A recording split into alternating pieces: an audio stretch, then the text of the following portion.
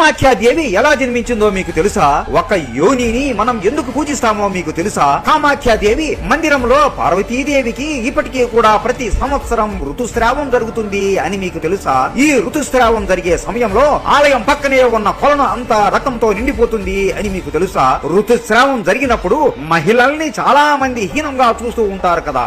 ఈ వీడియో చూశాక అలాంటి వారందరికీ బుద్ధి ఒక్కసారిగా మారిపోతుంది. ప్రతి ఒక్క కామాఖ్యాదేవి భక్తులు ఈ వీడియో మిస్ అవ్వకుండా చివరి వరకు చూడండి. ఒక రోజు మన బాల గణేశుడికి ఆకలి ఎక్కువ వేసి, అమ్మా అమ్మా ఆకలి ఎక్కువ వేస్తోంది, ఎక్కడ ఉన్నావమ్మా అని అరుస్తూ పరిగెత్తుతూ ఉంటాడు. అలా ఇల్లు మొత్తం వెతికినా గణేశుడికి పార్వతీదేవి ఎక్కడా కనబడదు. ఏదో ఒకటి తిందాము అని వంటగదిలోకి వెళ్లి చూడగా అక్కడ శివుడు కూర్చొని రకరకములైన వంటలు చేస్తూ ఉంటాడు. గణేశుడు నవ్వుతూ, తండ్రి గారు మీరెందుకు వంటలు చేస్తున్నారు? అమ్మ ఎక్కడికి వెళ్ళింది అని అనగా, మీ అమ్మకి ఆరోగ్యం బాలేదు గణేశ, అందుకే ఈ రోజు నేనే వంటలు చేస్తున్నాను, కొంచెం సేపు ఆగునైనా నేను భోజనం వడ్డిస్తాను అని అంటాడు. నాకు అమ్మ వంటనే కావాలి, నాకు అమ్మ వంటనే కావాలి అని ఏడుస్తూ పార్వతీదేవి గది దగ్గరికి వెళుతూ ఉండగా, గణేశ మీ అమ్మకి ఆరోగ్యం బాగాలేదురా, నువ్వు చూడలేవు, లోపలికి వెళ్ళకు అని చెబుతాడు. గణేశుడు అది పట్టించుకోకుండా పార్వతీదేవి గారి దగ్గరికి వెళ్లి తలుపులు తడుతూ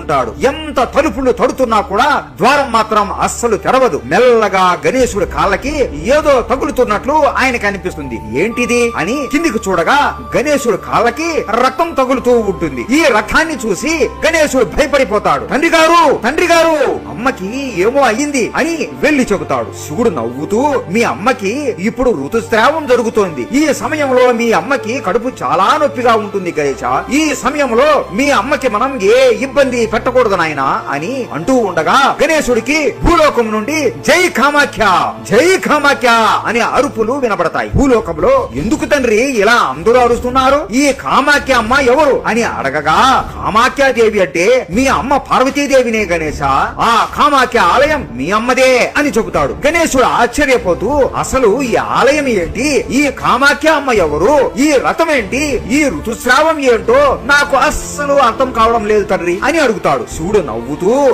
నాకు వంటలో సహాయం చెయ్యి, నీకు కామాఖ్య మందిరం కథ మొత్తం వివరంగా చెబుతాను గణేశ అని కథ మొదలు పెడతాడు. బ్రహ్మదేవుడు సృష్టిని సృష్టించాక అతనికి అహంకారం చాలా ఎక్కువ పెరిగిపోతుంది. నేను కాబట్టి ఈ సృష్టి అంతా చేయగలిగాను, ఈ లోకంలో ఉన్నవి అన్ని నా చేతులతో సృష్టించబడ్డాయి అని అహంకారంతో నవ్వుతూ ఉంటాడు. ఇదంతా కాళికాదేవి గమనించి ఆమె వెంట్రుకతో ఒక రాక్షసుడిని సృష్టిస్తుంది. అతను ఎవరో కాదు, అతనే కేసీ రాక్షసుడు. బ్రహ్మని చంపడానికి వెళతాడు. బ్రహ్మదేవుడు కేసీని చూసి భయపడిపోతాడు. అతను చాలా శక్తివంతుల్లాగా ఉంటాడు. అతని నుండి పారిపోతూ శివుడి దగ్గరికి వెళతాడు. స్వామి, నేను సృష్టించకుండానే ఒక రాక్షసుడు జన్మించాడు స్వామి, అతను నన్ను ఇప్పుడు చంపాలి అని అనుకుంటున్నాడు, దయచేసి మీరే నన్ను కాపాడండి అని వేడుకుంటాడు. అప్పుడు కాళికాదేవి అక్కడికి వచ్చి, నీకు అహంకారం చాలా ఎక్కువైపోయింది బ్రహ్మదేవా, ఈ సృష్టి మొత్తం నువ్వే సృష్టించావు అని నీకు గర్వం పెరిగిపోయింది, అస్సలు ఈ సృష్టిని సృష్టించిందే నేను, నా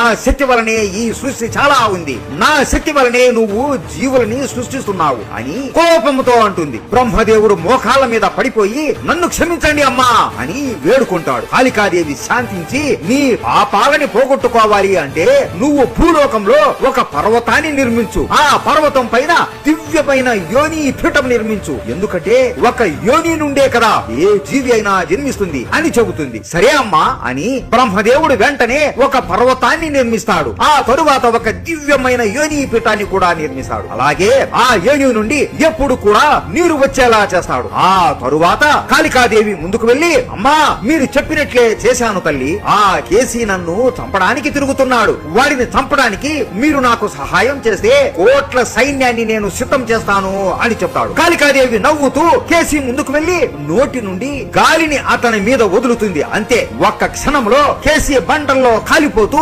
బూడిదైపోతాడు. అలా మొదటిసారిగా కామాఖ్య మందిరాన్ని మన బ్రహ్మదేవుడు నిర్మించాడు గణేశ అని శివుడు చెబుతాడు. గణేశుడు కథ వింటూ, తరువాత ఏం జరిగింది తండ్రి అని అనగా శివుడు కళ్ళల్లో నీరు పెట్టుకుంటూ కథ కొనసాగిస్తాడు. సృష్టి అప్పుడప్పుడే కొత్తగా ఏర్పడింది. బ్రహ్మదేవుడు ఆయన శక్తితో మానస పుత్రుడిని సృష్టిస్తాడు. ఆ మానస పుత్రులలో ఒకడు దక్ష ప్రజాపతి. అతను ఎంతో గొప్ప బ్రాహ్మణుడు, ఎంతో బుద్ధిమంతుడు మరియు ఒక గొప్ప రాజు కూడా. వీటి అన్నిటికన్నా ఇతనికి అహంకారం చాలా ఎక్కువ. ఎందుకంటే నేను బ్రహ్మదేవుడి అంశతో జన్మించాను, నేనే ఈ ప్రపంచ ప్రపంచంలో అతి గొప్ప బ్రాహ్మణుడిని అనే గర్వం చాలా ఎక్కువ ఉంటుంది. ఈ దక్ష ప్రజాపతి విష్ణువుకు కూడా పరమ భక్తుడు. కానీ శివుడు అంటే అస్సలు పడదు. ఈ శివుడు ప్రతి ఒక్కడికి వరాలు ఇచ్చి ఈ భూమిని నాశనం చేస్తూ ఉంటాడు. వీడికి ఉన్నంత కొవ్వు ఇంకెవ్వడికి లేదు అని శివుడి మీద కోపం పెంచుకుని ఉంటాడు. ఈ దక్షుడు ప్రసూతి అనే రాణిని వివాహం చేసుకుంటాడు. ఇతను దేవుళ్ళందరికీ సంతానం కోసం కఠోరమైన తపస్సు చేసి వరాలు పొందుతాడు. అలా దక్షుడికి చాలా మంది అమ్మాయిలు దేవతల అంశాలతో జన్మిస్తారు. ఎవరికి? దక్షుడికి సతీదేవి జన్మిస్తుంది. ఈమె సాక్షాత్తు ఆదిశక్తి అవుతారు. ఆమె చూడటానికి ఎంతో అందంగా ఉంటుంది. ప్రపంచంలోనే అంత అందమైన అమ్మాయిని ఇంతవరకు ఎవ్వరూ చూసి ఉండరు. దక్షుడు సతీదేవిని ఎంతో ప్రేమగా మరియు గారాభంగా అపూర్వకంగా పెంచుతాడు. ఈ సృష్టిలో విష్ణువు తప్ప ఇంకెవ్వరూ గొప్ప కాదు అని సతీదేవికి వేరే దేవుళ్ళ గురించి తెలియకుండా పెంచుతాడు. ఆమెకి పెళ్లి వయసు రావడంతో నా కూతురుని ఎటువంటి మహానుభావుడికి ఇచ్చి వివాహం చేయాలి అని ఆలోచనలో పడిపోతాడు. కానీ సతీదేవికి మాత్రం పెళ్లి మీద ధ్యాస ఉండదు. ఆమె ఒకసారి విహార యాత్రలకు వెళ్ళినప్పుడు ఘోరాలు అందరూ శివనామం జపిస్తూ ఉంటారు. సతీదేవి వారి దగ్గరికి వెళ్లి ఈ శివుడు ఎవరు అని అడగగా వారు అందరూ సతీదేవికి శివుడి మహత్యం గురించి చెబుతారు. సతీదేవితో వచ్చిన చెలికత్తెలు అందరూ శివుడి గురించి విని భయపడిపోతారు. ఏంటి, శ్మశానంలో ఉంటాడా? మెడలో పామును ధరించి ఉంటాడా? గుర్రెల మాలని వేసుకుని ఉంటాడా? ఒళ్ళంతా పులి చర్మం కప్పుకుని ఉంటాడా? భస్మాన్ని ఒళ్ళంతా పూసుకుని ఉంటాడా? ఇవన్నీ విని ఆ చెలికత్తెలందరూ భయపడి అక్కడి నుండి పారిపోతారు. అని శివుడి గురించి వినగానే సతీదేవి శివుడితో ఆమెకు తెలియకుండానే ప్రేమలో పడిపోతుంది. ఎక్కడ ఉంటాడు ఈ శివుడు అని ఆ అఘోరాలని అడగగా వారు అందరూ కైలాస పర్వతం వైపు వేలు చూపించి అదిగో ఆ కొండపైన మా శివుడు నివసిస్తాడు అని చెబుతారు. సతీదేవి ప్రేమతో ఎలాగైనా శివుడిని చూడాలి అని కైలాస పర్వతం వైపు వెళుతుంది. సతీదేవి అలాగే ఆమెతో వచ్చిన భటులతో కైలాస పర్వతం దగ్గరికి వెళుతుండగా ఒక్కసారిగా తెల్లగా ఉన్న ఒక ఎద్దు వేగంగా పరిగెత్తుతూ వస్తూ ఉంటుంది. సతీదేవి ఆ ఎద్దును చూసి భయపడిపోతుంది. వెంటనే ఆమెతో వచ్చిన భటులు ఆ ఎద్దును చంపడానికి బాణాలను విసురుతూ ఉంటారు. ఆ ఎద్దు ఆ బాణాలన్నిటినీ తన కొమ్ములతో ఆపేసి ప్రతి ఒక్కరిని క్రూరంగా చంపేస్తుంది. సతీదేవి ఆ దృశ్యాలను చూసి భయపడిపోతుంది. ఆమె మోకాళ్ళ మీద పడిపోయి కైలాస పర్వతం వైపు చూసి ఏడుస్తూ నమస్కరిస్తుంది. రక్తముతో తడిచిన ఆ ఎద్దు మెల్లగా సతీదేవి వైపు వస్తుంది. ఎప్పుడైతే ఆ ఎద్దు సతీదేవి కళ్ళని చూస్తుందో వెంటనే అక్కడికక్కడే ఆ ఎద్దు ఆగిపోతుంది. ఒక్కసారిగా ఆ ఎద్దు నుండి ఒక దివ్యమైన వెలుగు వస్తుంది. ఆ ఎద్దు సగం మనిషి సగం ఎద్దు రూపంలోకి మారిపోతుంది. అతను మోకాళ్ళ మీద పడిపోయి, తల్లి మీకోసమే నేను ఎన్నో సంవత్సరాల నుండి ఎదురు చూస్తున్నాను. మీరు అని తెలియక మీ మీద దాడి చేశాను. నన్ను క్షమించండి. వీళ్ళందరినీ మళ్ళీ ఇప్పుడే బ్రతికిస్తాను అని ఆ భటులందరినీ బ్రతికిస్తాడు. సతీదేవి ఇదంతా చూసి ఆశ్చర్యపోతుంది. ఆమె భయపడుతూనే ఎవరు నువ్వు? నన్ను ఎందుకు తల్లి అని అంటున్నావు? నా కోసం నువ్వు ఎందుకు ఎదురు చూస్తున్నావు అని అడుగుతుంది. అమ్మా, నా పేరు నంది. నేను శివుడి వాహనాన్ని. మిగతా ప్రశ్నలకి జవాబులు మీరు శివుడిని చూస్తే తెలుస్తుంది అని చెబుతా. సతీదేవి సరే పద, శివుడి దగ్గరికి నన్ను తీసుకుని వెళ్ళు అని అంటుంది. అమ్మా, నా మీద కూర్చో తల్లి, నేను శివయ్య దగ్గరికి తీసుకుని వెళతాను అని సతీదేవిని కైలాస పర్వతం మీదకి తీసుకుని వెళ్లి శివ నిలయం దగ్గరికి తీసుకుని వెళతా. సతీదేవి మెల్లగా లోపలికి నడుచుకుంటూ వెళుతుంది. లోపల శివుడు మంచులో కూర్చొని తపస్సు చేస్తూ ఉంటాడు. ఇప్పుడు అయితే సతీదేవి శివుడిని చూస్తుందో ఆమె మదిలో ఆయన మీద ప్రేమ ఇంకా ఎక్కువ కలుగుతుంది. అలాగే ఆమె సాక్షాత్తు ఆదిశక్తి అవతారమని ఆమెకు అర్థమైపోతుంది. తండ్రిని ఒప్పించి శివుడిని వివాహం చేసుకోవాలి అనుకొని తన తండ్రి దక్షుడి దగ్గరికి వచ్చి, తండ్రి నేను శివుడిని వివాహం చేసుకుంటాను అని కోరుతుంది. ఆ మాట వినగానే దక్షుడికి పట్టరాని కోపం వస్తుంది. నువ్వేం కోరుతున్నావో నీకు అర్థం అవుతుందా సతీ? పోయి ఆ మూర్ఖుడిని, అమ్మా నాన్న లేని వాడిని, ఎలా పుట్టారో కూడా తెలియని వాడిని, ఇల్లు కూడా లేని వాడిని నువ్వు వివాహం చేసుకుంటావా? ఇలాంటి వాడిని వివాహం చేసుకుని నువ్వేం బాగుపడలేవు. నీ జీవితం మొత్తం నాశనం అయిపోతుంది. నేను దీనికి ఒప్పుకోను. నిన్ను నాలాంటి గొప్ప రాజుకి ఇచ్చి వివాహం చేస్తాను. నువ్వు ఈ పిచ్చి ఆలోచనలు ఆపి నోరు మూసుకొని గదిలో పడుకుండు అని కోపంతో అంటాడు. ఆ రోజు నుండి శివుడి రూపం ఆమెకు కలలో కూడా వస్తూ ఉంటుంది. ఎటు చూసినా ఆమెకు శివుడే కనపడుతూ ఉంటాడు. దక్షుడిని ఒప్పించడానికి ఎన్నో రోజులు ఎన్నో సార్లు ప్రయత్నిస్తుంది. కానీ దక్షుడు మాత్రం అస్సలు ఒప్పుకో. నువ్వు ఆఖరికి ఒక రాజ భటుడిని వివాహం చేసుకుంటాను అని చెప్పు. సంతోషంగా వాడికి నిన్ను ఇచ్చి వివాహం చేస్తాను. అంతేకాని ఆ నీచుడికి ఇచ్చి మాత్రం నీకు వివాహం చెయ్యను అని శివుడిని అవమానిస్తాడు. అలా శివుడిని అవమానిస్తుంటే సతీదేవికి కోపం పెరిగిపోతుంది. తండ్రి గారు, నేను శివుడిని నా భర్తగా భావిస్తున్నా. మీరు నా భర్తని ఇలా అవమానించడం నాకు అస్సలు నచ్చడం లేదు. ఈ రోజు నుండి నేను ఈ రాజ్యానికి మహారాణిలాగా ఉండలేదు. నేను ఇప్పుడే కైలాసానికి వెళ్లి శివుడిని వివాహం చేసుకుంటాను అని ఆమె బట్టలు సర్దుకొని కోపంతో బయటికి వెళుతుండగా దక్షుడు గట్టిగా భటులారా సతిని ఆపండి అని ఆజ్ఞాపిస్తాడు. వేల సంఖ్యలో భటులు భటులు అందరూ సతీదేవిని చుట్టుముట్టి ఆమెను ఆపేస్తారు. సతీదేవి భయపడుతూ కళ్ళలో నుండి నీరు పెట్టుకుంటూ ఎంతో బాధపడుతూ ఉంటుంది. ఆమె కన్నీరు ఎప్పుడైతే భూమిని తాకుతుందో అప్పుడు వెంటనే నందీశ్వరుడు సరి వేగముగా పరిగెత్తుకుంటూ వస్తాడు. ఆ వేల మంది భటులని కొమ్ములతో గుద్దుతూ మొత్తం అందరినీ చంపేస్తాడు. అలా నంది రక్తంతో తడిచిపోయి నడుచుకుంటూ సతీదేవి దగ్గరికి వచ్చి మోకాళ్ళ మీద పడిపోయి తండ్రి తల్లి వెళదాము అని చెబుతాడు. సతీదేవి నంది మీద కూర్చొని మన తండ్రి దక్షుడి వైపు చాలా బాధతో చూస్తూ, తండ్రి మీ మనసు మారాలి అని నేను మనస్ఫూర్తిగా కోరుకుంటున్నా. మీరు ఎప్పటికైనా శివుడి మీద అభిప్రాయం మారాలి అని అనుకుంటున్నా. మీరు ఇంకొకసారి శివుడిని అవమానిస్తే నేను మీ కూతురులాగా బ్రతకను అని చెప్పి కైలాస పర్వతం వైపు బయలుదేరుతుంది. ఇదంతా దక్షుడు చూసి పట్టరాని కోపంతో ఊగిపోతూ, ఇక ఇది నా కూతురే కాదు, ఈ రోజు నుండి ఇది చచ్చిన దానితో సమానం అని గట్టిగా అరుస్తాడు. సతీదేవి మాత్రం ఆనందంతో నంది మీద కూర్చొని కైలాస పర్వతం ఎక్కుతుంది. సతీదేవి మెల్లగా నడుచుకుంటూ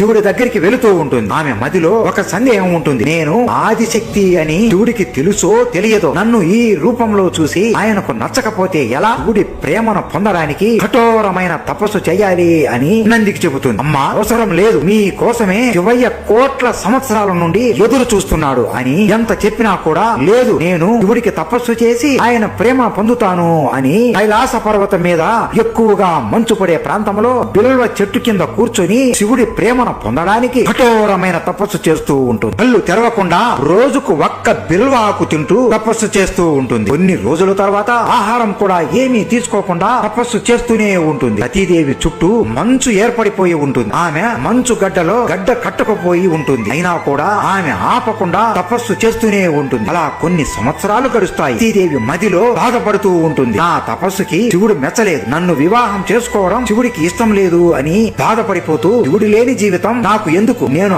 ఆత్మహత్య చేసుకుంటాను అని బాధపడిపోతూ కళ్ళు తెరుస్తుంది. ఆమె కళ్ళు తెరవగానే ఆశ్చర్యపోతుంది. ఎందుకంటే ఆమె ముందు శివుడు కూర్చొని నవ్వుతూ సతీదేవినే చూస్తూ ఉంటాడు. శివుడు నవ్వుతూ ఆ మంచుగడ్డ మీద చెయ్యి పెట్టగానే ఆ మంచుగడ్డ అంతా పగిలిపోతుంది. సతీదేవి నీరసంతో పడిపోతూ ఉండగా శివుడు ఆయన చేతులతో సతీదేవిని పట్టుకొని ఆమె వైపు చూస్తూ, నీ కోసం ఎన్ని సంవత్సరాల నుండి ఎదురు చూస్తున్నానో తెలుసా సతీ? నా కోసం నువ్వు వచ్చావు అనుకుని నా తపస్సు మానేసి నీ కోసం పరిగెత్తుకుంటూ వచ్చాను. నువ్వేమో నా కోసం తపస్సు చేస్తూనే ఉన్నావు. నీ తపస్సుకి భంగం కలిగించకూడదు అని ఆ రోజు నుండి ఈ రోజు వరకు నీ ముందే కూర్చొని నువ్వు ఎప్పుడెప్పుడు కళ్ళు తెరుస్తావో అని ఎదురు చూస్తున్నాను సతీ అని అంటాడు. అది వినగానే సతీదేవికి ఆనందంతో కళ్ళలో నుండి ఆనంద బాష్పాలు వస్తాయి. సతీదేవి లేచి శివుడిని గట్టిగా కౌకిలించుకుంటుంది. స్వామి, నన్ను వివాహం చేసుకుంటారా అని అనగా శివుడు నవ్వుతూ, ఆ మాట కోసమే ఎన్నో యుగాల నుండి ఎదురు చూస్తున్నాను దేవి. నీకు ఏ కష్టం రాకుండా, నువ్వు ఏ ఇబ్బంది పడకుండా,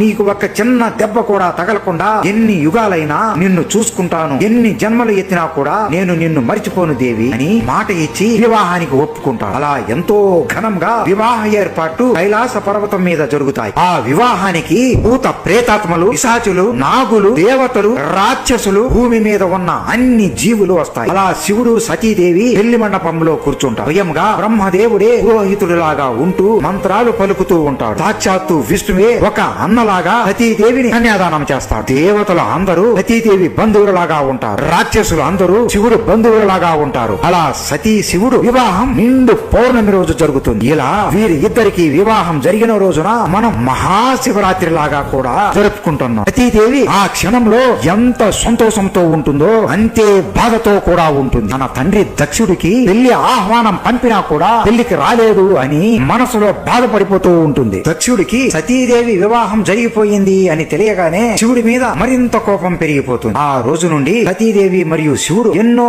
రోజులు, నెలలు ఎంతో ప్రేమగా సంతోషంగా గడుపుతూ ఉంటారు. శ్మశానంలో ఎలా పడితే అలా బ్రతికే శివుడు ఇప్పుడు ఇంట్లోనే ఎక్కువగా ఉంటూ ఇంటి పనులు చేస్తూ ఉంటాడు. సతీదేవి కన్నా శివుడే వంటలు ఎక్కువగా చేసి సతీకి తినిపించేవాడు. సతీకి ఋతుస్రావం జరిగే సమయంలో కూడా ఆమెను ప్రేమతో చూసుకుంటూ ఆమె బట్టలను కూడా శివుడే కడిగేవాడు. స్వామి, మీరు ఇలాంటి పనులు చేయకండి అని సతీదేవి ఎన్నిసార్లు చెప్పినా కూడా మన ఇంటి పనులు మనం చేయడంలో తప్పు లేదు సతీ అని చెప్పేవాడు. స్వామి, నాకు ఏమైనా అయితే మీరు ఏడుస్తారా? అలాగే నన్ను దేనికైనా మీరు బ్రతిమాలుతారా అని నవ్వుతూ సరసంగా అనగా శివుడు నవ్వుతూ ఏమీ సమాధానం ఇవ్వడు. అలా చాలా కాలం వారు ఇద్దరు సంతోషంగా సుఖంగా గడుపుతారు. ఒకరోజు సతీదేవి పువ్వులు కోస్తూ ఉండగా కైలాసం నుండి ఋషులు అందరూ క్రిందకి వెళుతూ ఉంటారు. ఋషులారా, ఇంతమంది ఎక్కడికి వెళుతున్నారు అని అడగగా, మీ తండ్రి దక్షుడు ఒక యజ్ఞం చేస్తున్నాడు. అది మామూలు యజ్ఞం కాదు. ఈ ప్రపంచంలోనే ఎవ్వరూ చేయనంత పెద్ద యజ్ఞం మీ తండ్రి చేస్తున్నాడు. ఈ యజ్ఞానికి దేవుళ్ళందరినీ పిలిచాడు. అలాగే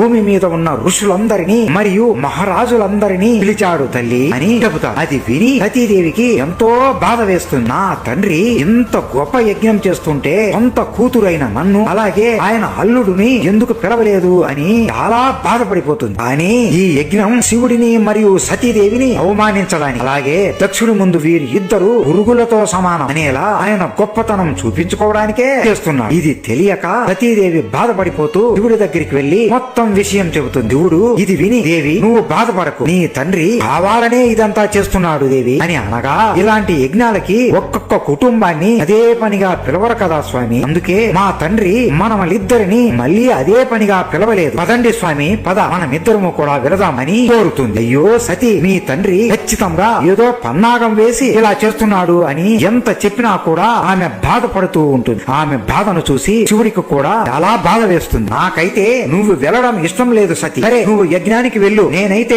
ఆ యజ్ఞానికి రాను, నీకు తోడుగా నా శివగణాలని పంపిస్తాను. అక్కడ మీ తండ్రి అవమానించేలా ఏమి మాట్లాడినా నువ్వు బాధపడకు, అలాగే కోపపడకు అని చెబుతాడు. సరే స్వామి అని సతీదేవి బాగా ముస్తాబయ్యి ఆ యజ్ఞానికి బయలుదేరుతుంది. ఆమె ఎంతో ఆనందంతో రాజ్యం లోపలికి వెళుతుంది.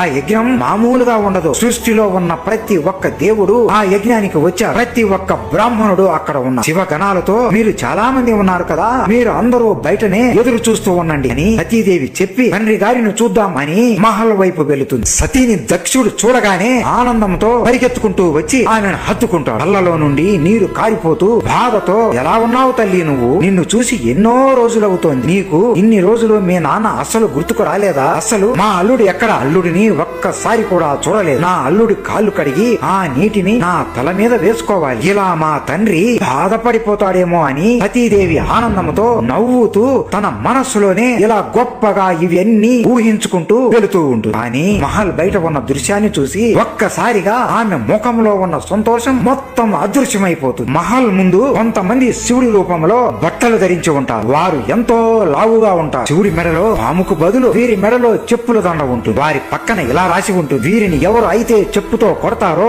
వారికి ఒక బంగారు నాణ్యం బహుమతిగా లభిస్తుంది అని రాసి ఉంటుంది. అలా యజ్ఞానికి వచ్చిన ప్రతి ఒక్కరూ శివుడి రూపంలో ఉన్న వీరిని చూసి నవ్వుతూ బంగారు నాణ్యం కోసం చెప్పుతో కొడుతూ ఉంటారు. ఈ దృశ్యాన్ని చూసి సతీదేవి కళ్ళలో నుండి నీరు కారిపోతూ ఉంటాయి. ఆమె ఒక్క అడుగు కూడా ముందుకు వేయలేకపోతుంది. శివుడి రూపంలో ఉన్న ఒక్క అతను సతీదేవికి చెప్పు ఇస్తాడు. కొట్టు తల్లి, నన్ను కొట్టు అని నవ్వుతూ అంటాడు. బాధతో ఉన్న సతీదేవి ఒళ్ళంతా కోపంతో నిండిపోతుంది. ఆ చెప్పును పడవేసి వెంటనే మహల్ లోపలికి వెళుతుంది. ఓ దక్ష ప్రజాపతి, ఓ దక్ష ప్రజాపతి, ఎక్కడున్నావు, ఓ దక్ష ప్రజాపతి బయటికి రా అని గట్టిగా అరుస్తుంది. దక్షుడు నవ్వుతూ నడుచుకుంటూ అక్కడికి వస్తాడు. నన్ను మరియు మీ అల్లుడిని ఈ యజ్ఞానికి పిలవకపోయినా కూడా నేను ఇక్కడికి వచ్చాను. లాంటిది మీరు మీ అల్లుడికి ఇచ్చే మర్యాద ఏంటి, బయట మీరు చేస్తున్న పని ఏంటి, వెంటనే వారిని ఆ పని ఆపమని చెప్పండి అని కోపంతో అరుస్తూ అంటూ. దక్షుడు దీనికి నవ్వుకుని, నేను అస్సలు మీకు ఆహ్వానమే ఇవ్వలేదు, అస్సలు నువ్వు ఎవరు, ఆ శివుడిని నేనెందుకు ఇలాంటి మహాయజ్ఞానికి పిలుస్తాను, బయట ఉన్నది నీ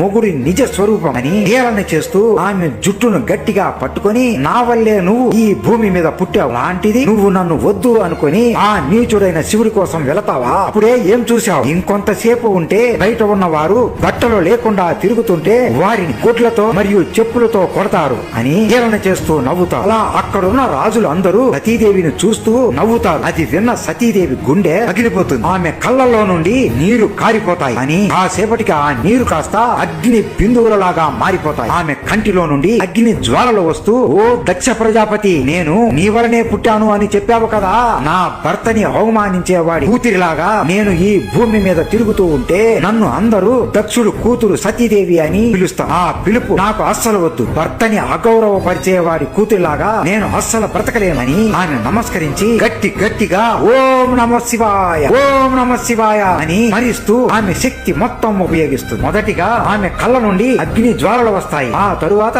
ఆమె చేతుల నుండి అగ్ని జ్వాలలు వస్తాయి, ఆ తరువాత ఆమె క్రింది భాగం మొత్తం కాలిపోతుంది, ఆ తరువాత ఆమె శరీరం అంతా అగ్నితో నిండిపోతుంది. ఆమె ముఖం తప్ప మొత్తం శరీరం అంతా అగ్ని జ్వాలలలో కాలుతూ ఉంటుంది. సతీదేవి పైకి చూస్తూ, స్వామి నన్ను క్షమించు, నేను మళ్ళీ జన్మించి మిమ్మల్ని వివాహం చేసుకుంటాను అని చెప్పి ఓం నమః శివాయ అని గట్టిగా అరుస్తుంది. అంతే, ఆమె ముఖం కూడా అగ్నిలో కాలిపోతుంది. ఉంటుంది. అలా సతీదేవి శరీరం అంతా అగ్నిలో కాలిపోతుంది. ఆ దృశ్యాన్ని చూసి దేవతలు అందరూ బాధపడిపోతారు. ఇక్కడ ఉంటే ప్రళయం వస్తుంది అని అక్కడి నుండి వెళ్లిపోతారు. సతీదేవిని చూసి నవ్విన రాజులు అందరూ ఆశ్చర్యపోయి కాలిపోయిన సతీని చూసి భయపడిపోతారు. దక్షుడు అయితే భయంతో వణికిపోతూ నేను ఏమైనా తప్పు చేశానా అని అనుకుని నేనేం తప్పు చేయలేదు, ఆ శివుడిని వివాహం చేసుకున్న దానికి కర్మ అనుభవించని అని కాలిపోయిన సతీదేవి శరీరాన్ని కాలితో తంతాడు. శివగణాలకి ఏదో తప్పు జరిగింది అని తెలియగానే ప్రతి ఒక్కరూ పరిగెత్తుకుంటూ లోపలికి వస్తారు. దక్షుడు కోపంతో ఆ కుక్కల్ని అక్కడే ఆపేయండి అని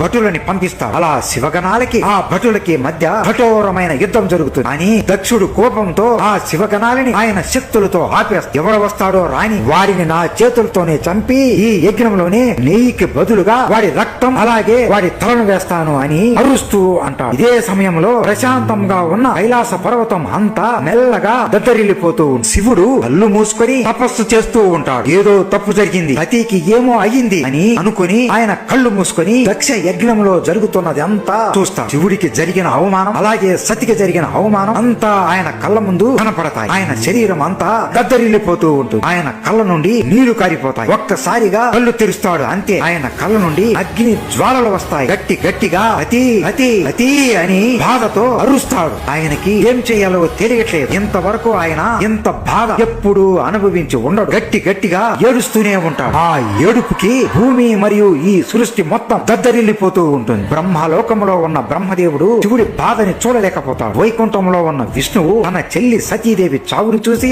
బాధపడిపోతాడు. శివుడు ఏడుస్తూ ఏడుస్తూ ఆయన జటాజుటాన్ని విప్పేసి ఆయన జటాజుటం నుండి 2 భాగాలను తెంపుతాడు. ఆ జుట్టుని నేలకు వేసి కొడతాడు. అలా నేలకు కొట్టగానే ఆ జుట్టు నుండి నల్లటి పొగ వస్తూ అగ్ని జ్వాలలు వస్తాయి. ఆ అగ్ని జ్వాలల నుండి 2 యోధులు జన్మిస్తారు. ఒకరేమో వీరభద్రుడు, ఇంకొకరేమో భద్రకాళీదేవి. వీరు ఇద్దరు శివుడి కోపం నుండి పుట్టారు. వారు ఇద్దరు ఎంతో కోపంతో ఊగిపోతూ ఉంటారు. శివుడు కోపంతో మీరు ఇద్దరు దక్ష యజ్ఞానికి వెళ్లి దక్షుడిని చంపేసి అక్కడున్న ప్రతి ఒక్కరిని నరికేయండి. మీకు అడ్డుగా ఏ దేవుడైనా వస్తే ప్రతి ఒక్క దేవుడిని మట్టిలో కలిపే. ఈ రోజు ఏ దేవుడైనా మాకు అడ్డుపడితే వారి చావు ఖాయం అని దేవుళ్ళందరినీ ముందే హెచ్చరిస్తారు. అలా వీరభద్రుడు అలాగే భద్రకాళి దక్షుడి రాజ్యానికి వెళతారు. అక్కడున్న రాజులు అలాగే బ్రాహ్మణులు అందరూ శివుడు ఇప్పుడు ఏం చేస్తాడో అని భయపడుతూ యజ్ఞాలు చేస్తూ ఉంటారు. దక్షుడు మాత్రం కోట్లలో భటులను సరిచేస్తూ కోట బయటే ఎవరు వస్తారో రాని అని ఎదురు చూస్తూ ఉంటాడు. దూరం నుండి వీరభద్రుడు మరియు భద్రకాళి 2 పెద్ద పెద్ద ఖడ్గాలను పట్టుకుని నడుచుకుంటూ వస్తూ ఉంటారు. దక్షుడు వారి ఇద్దరిని చూసి నవ్వుతూ ఆ శివుడు రావడానికి భయపడి ఈ 2 కుక్కల్ని పంపాడు చూడండి అని హేళన చేస్తాడు. 20 మంది భటులను వారి ఇద్దరిని చంపి వాళ్ళ తలలు తీసుకుని రండి అని పంపిస్తాడు. దక్షుడు ఆ మాట చెప్పి వెనక్కి తిరిగి చూసే లోపే ఆ 20 మంది భటుల తలలు దొర్లుకుంటూ దక్షుడి కాళ్ళ దగ్గరికి వస్తాయి. వీరభద్రుడు తన చేతులు నేల మీద పెట్టి బం బం భోలేనాథా అని గట్టిగా పిలుస్తాడు. ఒక్కసారిగా పాతాళలోకం నుండి కోట్ల రాక్షసులు, పిశాచులు, భూత ప్రేతాత్మలు మరియు నాగులు భూమిని చీల్చుకుని వస్తారు. ఆ కోట్ల రాక్షసుల మధ్య వీరభద్రుడు మరియు భద్రకాళి నడుచుకుంటూ వస్తూ ఉంటారు. అలాగే శివగణాలకి మరియు దక్షుడి భటుల మధ్య కఠోరమైన యుద్ధం జరుగుతుంది. వీరభద్రుడు 2 చేతులతో 2 పెద్ద పెద్ద ఖడ్గాలని పట్టుకుని వేగంగా పరిగెత్తుకుంటూ వెళుతూ చుట్టూ ఉన్న ప్రతి ఒక్కడి తలలని నరికేస్తూ ఉంటారు. అలాగే అక్కడున్న ప్రతి ఒక్క రాజు తలని నరుకుతూ ఉండగా భద్రకాళి ఆ తలల్ని తీసుకుని వెళ్లి దక్షుడి యాగంలో వేస్తూ ఉంటుంది. ఇది చూసిన దక్షుడు భయపడి వణికిపోతూ అక్కడి నుండి పారిపోవాలి అని పారిపోతూ ఉండగా భద్రకాళి అతన్ని అడ్డుకొని ఈ చేతులతోనే కదా సతీ అమ్మ జుట్టుని పట్టుకున్నావు అని ఆ 2 చేతులని ఒక్కసారిగా నరికేస్తుంది. ఈ 2 కాళ్ళతోనే కదరా కాలిపోయిన సతీ అమ్మ శరీరాన్ని తన్నావు అని ఆ 2 కాళ్ళని ఒక్కసారిగా నరికేస్తుంది. దక్షుడు ఏడుస్తూ దయచేసి నన్ను వదిలే తండ్రి బ్రహ్మదేవా నన్ను కాపాడు అని వేడుకుంటాడు. అప్పుడు అక్కడికి వీరభద్రుడు వచ్చి భద్రకాళిని ఆపి కాళ్ళు చేతులు లేని దక్షుడి తల జుట్టుని పట్టుకుని ఏం బ్రహ్మదేవా నీకు ఇక్కడికి వచ్చి ఈ నీచుడిని కాపాడే అంత ధైర్యం ఉందా? నువ్వు ఇక్కడికి వస్తే నీ మరణం కూడా తథ్యం అని గడిగా అరుస్తూ ఈ నోటితోనే కదరా నువ్వు సతీదేవిని మరియు శివుడిని నోటికి వచ్చినట్టు తిట్టావు అని గట్టిగా అరుస్తూ దక్షుడి తలని వేరు చేస్తాడు. ఆ తలని భద్రకాళి తీసుకుని వెళ్లి ఆ యాగంలోనే వేస్తుంది. అలా రక్తపాతంతో దక్ష యాగం ముగుస్తుంది. శివుడు దక్షుడి రాజ్యానికి వస్తాడు. కోట్ల శవాల మధ్య తన భార్యను వెతుకుతూ ఉంటాడు. ఎక్కడ నా భార్య, ఎక్కడ నా సతీ అని ఏడుస్తూ వెతుకుతూ ఉంటాడు. అలా చివరికి అగ్నిలో ఇంకా కాలుతూ ఉన్న సతీదేవి సతీదేవి శరీరం దగ్గరికి శివుడు వెళతాడు. దూరం నుండి సతీదేవిని చూడగానే బాధ తట్టుకోలేక పరిగెత్తుకుంటూ వచ్చి మోకాళ్ళ మీద పడిపోయి కాలుతూ ఉన్న సతీదేవి శరీరాన్ని పట్టుకుంటాడు. ఆమె శరీరాన్ని చూస్తూ గట్టిగా హోరున ఏడుస్తాడు. దేవి దయచేసి లెగు, దేవి దయచేసి లెగు, లెగు దేవి అని ఏడుస్తూ బ్రతిమాలుకుంటాడు. నాకు ఏమైనా అయితే ఏడుస్తావా అని అడిగావు కదా సతీ, ఒకసారి లేచి నా బాధని చూడు అని ఏడుస్తాడు. శివుడు తలుచుకుంటే అప్పుడే సతీదేవికి మళ్ళీ ప్రాణం పోయగలడు. కానీ సతీదేవికి ఈ శరీరంలో ఉండడం నచ్చదు. అందుకే ఆమె కోరికను గౌరవించి ఆమెను మళ్ళీ బ్రతికించడు. శివుడు మెల్లగా సతీదేవిని ఆయన 2 చేతులతో పట్టుకుని లెగుస్తాడు. ఏడుస్తూ మెల్లగా నడుచుకుంటూ దక్షుడి రాజ్యం నుండి బయటికి వస్తాడు. శివుడు నడవడం ఆపకుండా ఏడుస్తూ నడుస్తూనే ఉంటాడు. అలా శివుడు ప్రపంచం మొత్తం ఎన్నో సార్లు సతీదేవి శరీరాన్ని మోస్తూ అలా బాధతో ప్రపంచమంతా తిరుగుతూనే ఉంటాడు. శివుడు బాధతో పరిగెత్తడం మొదలు పెడతాడు. ఆయన గట్టిగా పరిగెత్తుతూ ఉంటే భూమి మొత్తం దద్దరిల్లిపోతూ ఉంటుంది. ఇదంతా విష్ణువు గమనిస్తూ ఉంటాడు. విష్ణువుకి శివుడి బాధ అర్థమవుతుంది. కానీ శివుడు ఇలా పరిగెత్తుతూ ఉంటే భూమి మొత్తం నాశనం అయిపోతుంది అని బాధతో విష్ణువు సుదర్శన చక్రాన్ని వదులుతాడు. ఆ సుదర్శన చక్రం నేరుగా వచ్చి శివుడి చేతుల్లో ఉన్న సతీదేవి శరీరం మీద పడుతుంది. ఆ సుదర్శన చక్రం సతీదేవి మీద పడగానే ఒక దివ్యమైన వెలుగు వస్తుంది. అలా సతీదేవి శరీరం 51 భాగాలుగా భూమి మీద పడతాయి. ఈ 51 స్థలాలే ఇప్పుడు ఉన్న శక్తి పీఠాలు. ఈ 51 శక్తి పీఠాలు సతీదేవి శరీర భాగాలు. అందులో అతి ముఖ్యమైన సతీదేవి యోని భాగం. మన బ్రహ్మదేవుడు ఎక్కడైతే పర్వతం నిర్మించి ఆ పర్వతం మీద యోని పీఠం సృష్టించాడో అదే పర్వతం మీద ఇప్పుడు సతీదేవి యోని భాగం పడింది గణేశ. అన్ని జీవులకి జన్మస్థానం యోని. యోని చాలా పవిత్రమైనది గణేశ. ఇక మీ అమ్మ సతీదేవి యోని సృష్టికే జన్మస్థలం. మరి ఆ భాగం పడిన ప్రదేశం అంటే ఇక నువ్వు అర్థం చేసుకో అది ఎంత పవిత్రమైనదో. అలా యోని భాగం పడగానే ఆ పర్వతమంతా నీలం రంగుతో వెలిగిపోతూ ఉంటుంది. అప్పటి నుండి ఆ పర్వతాన్ని నీలాచలం పర్వతం అని పిలుస్తున్నారు. ఇదంతా విని గణేశుడు బాధతో శివుడిని కౌకిలించుకుని మీరు ఇంత బాధపడ్డారా తండ్రి అని ప్రేమతో కౌకిలించుకుంటాడు. దీని తర్వాత ఏం జరిగింది తండ్రి గారు అని అడగగా ఇప్పుడే గణేశ పార్వతీదేవి కథలోకి వస్తుంది అని ఇలా చెబుతాడు. మహారాజు అయిన హిమవంతుడి నగరం కైలాస పర్వతానికి దగ్గరలో ఉండే హిమవంతుడు స్వర్గలోక మహిళను ప్రేమించి వివాహం చేసుకుంటాడు. వారికి శివశక్తి అనుగ్రహంతో ఒక కుమార్తె పుడుతుంది. ఆమె ఎవరో కాదు, ఆమెనే మన పార్వతీదేవి. పార్వతీదేవి సతీదేవి కన్నా ఇంకా అందంగా ఉంటుంది. ఆమె పర్వతాలకి రాజు అయిన హిమవంతుడి కూతురు కాబట్టి ఆమెకు పార్వతి అని నామకరణం చేశారు. పార్వతీదేవిని పర్వతాల నుండి వచ్చినది అని కూడా పిలుస్తారు. పార్వతీదేవి చిన్నప్పటి నుండి చదువులు, ఆటలలో మరియు అన్ని విషయాలలో కూడా చురుగ్గా ఉండేది. ఆమె చిన్నప్పటి నుండి శివుడి నామం వింటూ ఆయన గురించి తెలుసుకుంటూ ఉండేది. ఎన్నో సార్లు కైలాస పర్వతాన్ని చూస్తూ అంత చలిగా ఉన్న ఆ పర్వతం మీద నా శివుడు ఎలా ఉంటున్నాడో, ఎన్ని కష్టాలు పడుతున్నాడో అని ఆలోచిస్తూ అలాగే నిద్రపోయేది. ఎప్పటికైనా శివుడిని వివాహం చేసుకోవాలి అని ఆమెకు కోరిక ఉండేది. ఒక సమయంలో నారదముని హిమవంతుడి దగ్గరికి వచ్చి నీ కూతురు పార్వతీదేవికి శివుడు అంటే చాలా ఇష్టం, ఆమెని శివుడికి ఇచ్చి వివాహం చేయవచ్చుగా అని అంటాడు. కానీ హిమవంతుడికి మాత్రం పార్వతీదేవిని శివుడికి ఇచ్చి వివాహం చేయడం అస్సలు ఇష్టం ఉండదు. నా కూతురుని ఎంతో అల్లారు ముద్దుగా పెంచాను, అలాంటి నా కూతురుని సరిగ్గా ఇల్లు కూడా లేని ఆ శివుడికి ఇచ్చి వివాహం అస్సలు చేయలేను అని చెబుతాడు. తన తండ్రి అన్న మాటలన్నీ పార్వతీదేవి విని చాలా బాధపడుతుంది. ఆమెకు తండ్రి మీద పట్టరాని కోపం వస్తుంది. మీరు కాని నా శివుడిని ఇంకొక మాట అంటే నేను ఇక్కడికిక్కడే మరణిస్తాను అని అలిగి కొన్ని రోజులు ఏమీ తినకుండా శివుడికి ధ్యానం చేస్తూ ఉంటుంది. హిమవంతుడు పార్వతీదేవి దగ్గరికి వెళ్లి అమ్మా నువ్వు ఆ శివుడిని పెళ్లి చేసుకుంటే అస్సలు సుఖపడలేవు, ఎన్నో కష్టాలు పడతావు తల్లి అని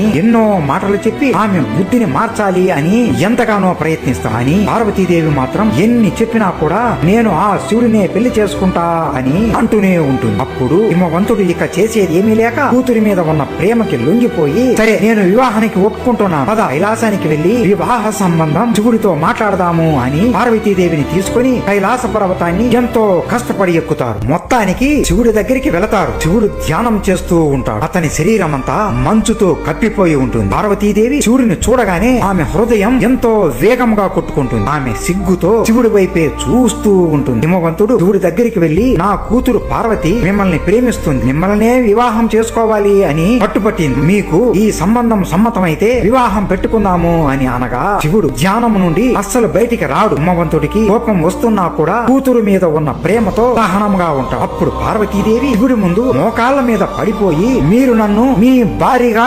అంగీకరించేంత వరకు నేను ఇక్కడే ఉంటూ మీకు సేవలు చేసుకుంటూ ఉంటాను అని అంటుంది. దీనికి హిమవంతుడికి కోపం వచ్చి బాధతో అక్కడి నుండి వెళ్లిపోతాడు. ఇదంతా ధ్యానం చేస్తున్న శివుడు వింటూ ఉంటాడు. అప్పటి నుండి పార్వతీదేవి శివుడికి సేవలు చేసుకుంటూ ఎన్నో రకాల పూజలు చేస్తూ శివుడిని పొందడానికి ప్రయత్నిస్తూ ఉంటుంది. ఇదంతా జరిగే సమయంలో తారకాసురుడు అనే ఒక రాక్షసుడు బ్రహ్మ కోసం కఠోరమైన తపస్సు చేస్తాడు. అతని తపస్సుకు మెచ్చి బ్రహ్మ ప్రత్యక్షమయ్యి నీకేం వరం కావాలో కోరుకో అనగా అతను ఎంతో తెలివిగా దేవుళ్ళని కూడా వణికించే విధంగా ఒక వరం కోరతాడు. నా మరణం కేవలం శివుడికి జన్మించిన కొడుకు చేతుల్లోనే ఉండాలని కోరతాడు. ఈ తారకాసురుడికి బాగా తెలుసు శివుడికి అప్పుడు భార్య ఎవరు లేరు. ఇలాంటి కోరిక కోరితే ఇక నన్ను ఏ దేవుడు ఏమీ చేయలేడు అని ఆలోచించి ఈ వరం కోరతాడు. ఈ కోరిక వినగానే బ్రహ్మదేవుడికి అస్సలు మాటలు రావు. కానీ మాట ఇచ్చాడు కాబట్టి ఏమీ చేయలేక తదాస్తు అని వరం ఇస్తాడు. ఆ వరం పొందగానే భూమిని కూడా ధ్వంసం చేస్తూ రాజ్యాలన్నీ కొల్లగొడుతూ రెచ్చిపోతాడు. ఇప్పుడు ఈ తారకాసురుడిని చంపాలి అంటే శివుడు పార్వతీదేవిని వివాహం చేసుకోవడం అత్యంత ముఖ్యమైనది అయిపోయింది. ఇప్పుడు నేను ఏం చేయాలి అని బ్రహ్మదేవుడు ఆలోచనలో పడిపోయి శివుడికి పార్వతీదేవి మీద ఎలాగైనా ప్రేమ కలిగేలా చెయ్యాలి అని విష్ణువు కుమారుడైన మన్మధుడిని పిలుస్తాడు. మన్మధుడు తన భార్య రతీదేవితో బ్రహ్మ దగ్గరికి వస్తాడు. బ్రహ్మ జరిగింది మొత్తం చెప్పి వెళ్లి శివుడి మీద ప్రేమ బాణాన్ని వదిలి పార్వతీదేవి మీద శివుడికి ప్రేమ కలిగి చేయి అని చెప్పి పంపిస్తాడు. మన్మధుడు నవ్వుతూ ఓ అంతేనా, ఇదేం పెద్ద పని, దెబ్బకి శివుడికి పార్వతీదేవి మీద ప్రేమ పొంగిపోయేలా చేస్తాను అని తన భార్య రతీదేవితో కైలాస పర్వతానికి బయలుదేరతాడు. అప్పుడు కూడా శివుడు ధ్యానం చేసుకుంటూ ఉంటాడు. పక్కనే పార్వతీదేవి కూర్చొని శివుడిని జపిస్తూ ఉంటుంది. మన్మధుడు తన భార్య రతీదేవి ఇద్దరు ఆ చోటుకు వచ్చి ఇదే మంచి సమయం అని అనుకుని మన్మధుడు ఒక చెట్టు వెనకాల నుండి దాక్కుని చూస్తూ తన మన్మథ బాణాన్ని ఎక్కుపెట్టి ఆ బాణాన్ని శివుడిపై వదులుతాడు. ఆ బాణం నేరుగా వేగంగా వెళ్లి ధ్యానం చేస్తున్న శివుడి ఛాతీ మీద గుచ్చుకుంటుంది. శివుడు రతీదేవి చనిపోయినప్పటి నుండి ఎన్నో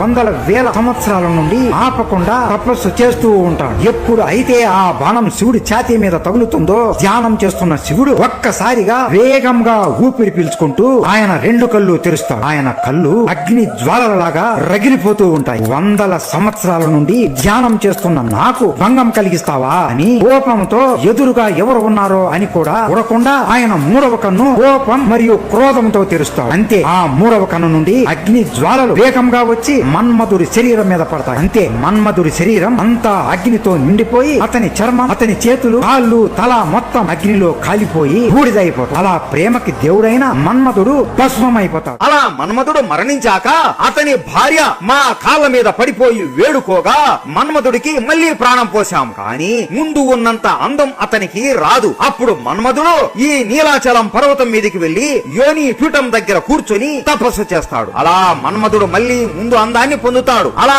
కాముడు రూపాన్ని పొందాడు కాబట్టి ఆ క్షేత్రాన్ని కామరూప అని పిలవడం మొదలు పెట్టారు. కామదేవుడికి అందాన్ని ఇచ్చిన ఈ పీఠాన్ని ఇలానే వదిలేయకూడదు అని విశ్వకర్మతో చెప్పి ఆ చోటున ఒక దివ్యమైన ఆలయాన్ని నిర్మించాలి అని నిర్ణయించుకొని ఆలయాన్ని నిర్మిస్తారు. అలా మొదటిగా కామాఖ్య మందిరాన్ని మన్మధుడు నిర్మించాడు గణేశ. అలా ఆలయాన్ని నిర్మించగానే ఒక్కసారిగా చతుర్సృష్టి అమ్మలు అలాగే అష్ట భైరవులు అందరూ ప్రత్యక్షమయ్యి ఆ యోని పీఠం చుట్టూ కూర్చుని మొదటిగా పూజన చేశారు. అలా అప్పటి నుండి ఆ చోటుని ప్రజ్యోతిషాపురం అని పిలవడం మొదలు పెట్టారు. మరి కామాఖ్య అనే పేరు ఎలా వచ్చింది తండ్రి అని అడగగా ఇప్పుడే కథ ఇంకా భలేగా ఉంటుంది గణేశ, శ్రద్ధగా విను అని చెబుతాడు. పూర్వం హిరణ్యాక్ష అనే రాక్షసుడు ఉండేవాడు. అతను రాక్షసులకు రాజులా ఉండేవాడు. తన గర్వం ఎక్కువైపోయి భూలోకాన్ని, భూదేవిని తీసుకుని వెళ్లి పాల సముద్రంలో దాచేస్తాడు. దీనితో భూదేవి ఈ రాక్షసుడు నుండి నన్ను కాపాడండి అని మహావిష్ణువుని ప్రార్థిస్తుంది. ఈ విషయం తెలుసుకున్న విష్ణువు వరాహ అవతారంలోకి మారి పాల సముద్రంలో దూకి హిరణ్యక్షకుడితో ఏకదాటిగా 1000 సంవత్సరాలు కఠోరమైన యుద్ధం చేసి హతమారుస్తాడు. ఆ పాల సముద్రంలోకి దూకి భూదేవిని కనిపెట్టి భూలోకాన్ని తన దంతాల మీద పెట్టుకుని ముందు భూమి ఎక్కడ ఏ స్థానంలో ఉందో అక్కడే పెట్టేస్తాడు. తరువాత వరాహ అవతారం నుండి మళ్లీ విష్ణువులా మారిపోతాడు. విష్ణువు, భూదేవి ఇద్దరు ప్రేమలో ఒక సమయంలో శృంగారంలో మునిగిపోతారు. కొన్ని నెలల తర్వాత భూదేవికి ఒక బిడ్డ జన్మిస్తాడు. ఆ బిడ్డ మరెవరో కాదు, నరకాసురుడు. ఇద్దరి దేవుళ్ళకి ఇంకో మహోన్నతమైన దేవుడు జన్మించాలి కదా, మరి ఎందుకు ఒక క్రూరమైన రాక్షసుడు జన్మించాడు అనే ప్రశ్న మీ మనసులో వచ్చింది కదా. ఇలా ఎందుకు జరిగింది అంటే విష్ణువు, భూదేవి ఇద్దరు నిశిత కాల సంధ్యా సమయంలో శృంగారం చేసుకుంటారు. అది చాలా చెడ్డ సమయం. అందుకే వీళ్ళకు రాక్షసుడు జన్మించాడు. భూదేవి కూడా నా కడుపులో ఒక రాక్షసుడు ఎందుకు జన్మించాడు అని చాలా బాధపడుతుంది. కానీ ఎంత రాక్షసుడైనా కూడా తన కొన్న కొడుకే కదా. అమ్మ ప్రేమ ఎక్కడికి వెళుతుంది? అమ్మ ప్రేమ చాలా గొప్పది. ఇదే ప్రేమతో విష్ణువు దగ్గరికి వెళ్లి, స్వామి, నేను మిమ్మల్ని ఎప్పుడూ ఏమీ అడగలేదు, నాకు ఇప్పుడు మీరు ఒక మాట ఇవ్వాలి అని అడుగుతుంది. మీరు ప్రతి ఒక్క రాక్షసుడిని హతమారుతారు కదా, మన కొడుకుని మాత్రం మీరు ఎప్పటికీ చంపకూడదు అనే వరం కోరుకుంటుంది. దాంతో విష్ణుమూర్తి ఆ తల్లి ప్రేమను అర్థం చేసుకుని మాట ఇస్తున్న భూదేవి, నేను నీ కొడుకుని ఏ రూపంలోనూ చంపను, నీ కొడుకు మరణం కేవలం నీ చేతుల్లోనే ఉంటుంది అని అంటాడు. అది విని భూదేవి సంతోషించి, నా బిడ్డను నేను ఎందుకు చంపుకుంటాను అని అనుకుంటుంది. భూదేవి నరకాసురుడిని తన తండ్రి అయిన జనక మహారాజుకి ఇచ్చి పెంచమని చెబుతుంది. జనక మహారాజు నరకాసురుడిని ఎంతో ప్రేమగా మంచి బుద్ధులతో పెంచుతాడు. పెరిగి పెద్ద అయ్యి ఎంతో మంచివాడు మరియు బలవంతుడిగా మారతాడు. అలాగే ప్రజ్యోతిష రాజ్యాన్ని మరియు ప్రజలని ఎంతో బాగా పాలించేవాడు. అలా ఎన్నో సంవత్సరాలు, యుగాలు న్యాయపాలనతో రాజ్యం పాలించేవాడు. నరకాసురుడికి కామాఖ్య పీఠం గురించి తెలియగానే ఆ చోటుకు వెళ్లి అప్పటి నుండి ఆ పీఠానికి పూజలు చేస్తూ ఉంటాడు. కామదేవుడు అప్పటికే ఆలయాన్ని నిర్మించి చాలా సంవత్సరాలు అయిపోయి ఉంటుంది. ఆలయం మొత్తం పగిలిపోయి ఉంటుంది. అప్పుడు నరకాసురుడు అమ్మవారికి ఒక దివ్యమైన మందిరాన్ని ప్రేమతో నిర్మిస్తాడు. అలా కొన్ని సంవత్సరాల తరువాత నరకాసురుడు బాణాసురుడితో స్నేహం చేస్తాడు. ఆ స్నేహం వలన ఎన్నెన్నో తప్పులు చేస్తూ రాణులని హింసిస్తూ బలవంతంగా శృంగారం చేస్తూ ఉంటాడు. దేవుళ్ళని పూజించడం కూడా ఆపేస్తాడు. కానీ యోని పీఠాన్ని మాత్రం పూజిస్తూనే ఉంటాడు. ఒకసారి వశిష్ఠముని నరకాసురుడి దగ్గరికి వచ్చి, నేను సతీదేవి యోని పీఠాన్ని దర్శించుకోవాలి, నువ్వు అనుమతి ఇస్తే నేను వెళతాను అని అనగా, అహంకారంతో నేను తప్ప ఆ పీఠానికి ఎవరు వెళ్ళకూడదు, నీకు అనుమతి అస్సలు లేదు అని చెబుతాడు. వశిష్ఠముని కోపంతో, నన్నే నువ్వు ఆపుతావా, నీకు మరణం లేదు అని అహంకారంతో ఉన్నావు కదా, నీ మరణం ఆఖరికి మీ అమ్మ చేతుల్లోనే ఉంటుంది అని చెప్పిస్తాడు. అలాగే నన్ను కామాఖ్య మందిరానికి వెళ్ళనివ్వకుండా చేస్తున్నావు కదా, ఇక నుండి యోని పీఠం కొన్ని సంవత్సరాలు అదృశ్యమైపోతుంది అని చెప్పించి అక్కడి నుండి వెళ్లిపోతాడు. నరకాసురుడు ఆలోచనలో పడిపోతాడు. నాకు అమ్మ లేదు కాబట్టి నా మరణం జరగదు, కానీ కామాఖ్య పీఠాన్ని నేను చూడలేకపోతే నేను బ్రతకలేను అని బాధపడిపోతూ ఉంటాడు. అప్పుడు బాణాసురుడు అక్కడికి వచ్చి, నరకాసురా, నువ్వు కామాఖ్య అమ్మవారు అని అంటున్నావు కదా, అదేం పెద్ద అమ్మవారు కాదు, అది కేవలం ఒక స్త్రీ అంతే, అది కూడా ఒక అందమైన స్త్రీ. నువ్వు దానిని పూజించడం ఆపేసి కామించు, శృంగారం చెయ్యాలి, అది కోరిక పెంచుకో అని చెబుతాడు. ఈ బుర్ర తక్కువ నరకాసురుడు ఆ మాటలు విని అమ్మవారిని పూజించడం ఆపేసి ఆమెతో శృంగారం చెయ్యాలి అని కామించడం మొదలు పెడతాడు. మళ్ళీ ఆ పీఠం కొండ మీద నిలబడుకొని సాక్షాత్తు అమ్మవారికే నాతో శృంగారం చెయ్యి అని తపస్సు చేస్తాడు. అవతలి వాడు దుర్మార్గుడు అయినా సరే తపస్సు చేస్తున్నాడు కాబట్టి అమ్మవారు నరకాసురుడి ముందు ప్రత్యక్షమవుతుంది. ఏం కావాలి నాయనా, ఎందుకు నాకు తపస్సు చేస్తున్నావు అని అనగా, ఆమె అందాన్ని చూసి కామ కోరికలు ఆపుకోలేక నన్ను పెళ్లి చేసుకో, నాతో శృంగారం చెయ్యి అని అడుగుతాడు. ఆ మాట వినగానే అమ్మవారు కూడా ఆశ్చర్యపోయి నవ్వుతూ, నా కొడుకు లాంటి వాడివిరా అని ఎంత చెబుతున్నా కూడా నరకాసురుడు ఆ మాటలు వినకుండా నాతో శృంగారం చేయవలసిందే, చెయ్యి అని అడుగుతూ ఉంటాడు. అతనికి కామంతో కళ్ళు మూసుకొని పోయాయి అని అనుకొని, నేను ఒక పని చెబుతాను, ఆ పని నువ్వు చేస్తే నిన్ను పెళ్లి చేసుకుంటానులే అని అంటుంది. రేపు సూర్యోదయం కోడి కూసే లోపు బుద్ధి చెలించకుండా కింద నుండి నీలాచలం పర్వతంపై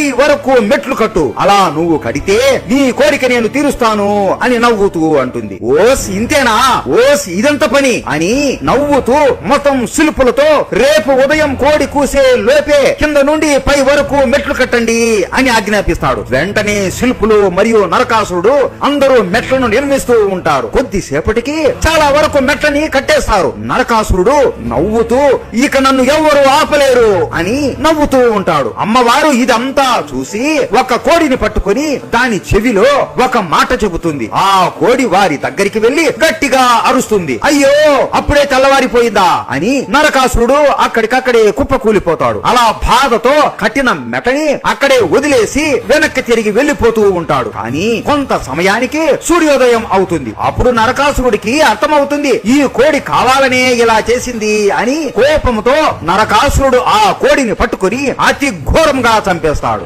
ఇప్పటికీ కూడా సగం సగం కట్టిన మెట్లు అలాగే ఉన్నాయి. అలాగే నరకాసురుడు కోడిని చంపి చంపిన ప్రదేశం కూడా అలానే రక్తంతో తడిచి ఉంటుంది. ఆ ప్రదేశం పేరే కూకు కాకత అని పిలుస్తున్నారు గణేశ.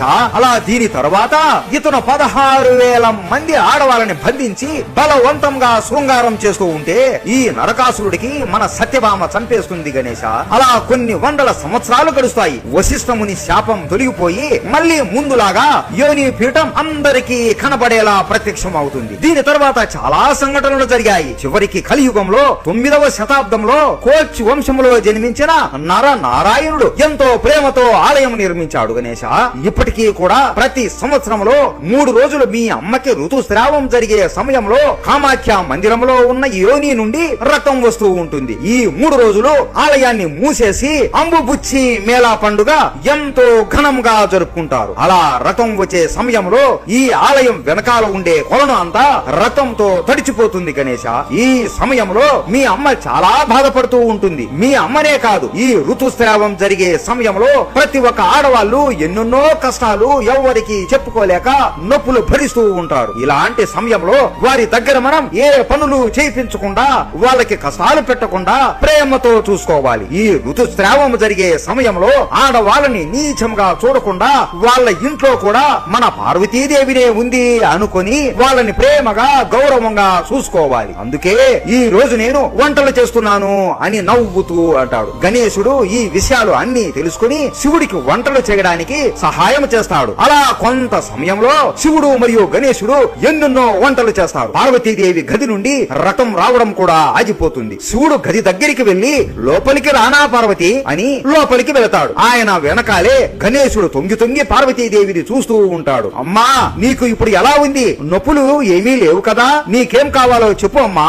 తీసుకుని వస్తాను అని అంటాడు. పార్వతీదేవి శివుడు వైపు చూడగా శివుడు మెల్లగా నవ్వుతూ తల ఊపుతాడు. దా పార్వతి, నీ కోసం నేను మరియు గణేశుడు వంటలు చేశాము అని కూర్చోబెట్టి ఆమెకు భోజనం వడ్డిస్తారు. పార్వతీదేవి మొదటిగా శివుడికి తినిపించి ఆ తరువాత గణేశుడికి తినిపించి చివరిగా పార్వతీదేవి తింటుంది. అలా కుటుంబం అంతా కలిసి ఆ రోజు భోజనం చేస్తారు. అలా ఆ రోజు గణేశుడికి ఆడవాళ్లు పడే బాధ ఏంటో అర్థమవుతుంది. ఇది పూర్తి కామాఖ్య మందిరం వెనుక ఉన్న నిజమైన కథ. ప్రతి ఒక్కరికి ఈ వీడియో నచ్చింది అని భావిస్తున్నాం. మీరు ఎప్పుడైనా కామాఖ్య ఆలయానికి వెళ్ళారా? వెళ్ళి ఉంటే తప్పకుండా కామెంట్ చేసి చెప్పండి. ఇంకా కామాఖ్య మందిరం వెనుక చాలా కథలు ఉన్నాయి. అవి తెలుసుకోవాలి అంటే చెప్పండి, మీ కోసం తప్పకుండా చేస్తాం. ప్రతి ఒక్క శివ పార్వతుల భక్తులకు ఈ వీడియో షేర్ చేయండి. కామాఖ్యాదేవి అంటే మీకు ఇష్టం ఉంటే జై కామాఖ్యాదేవి అని కామెంట్ చేయండి. జై కామాఖ్యాదేవి.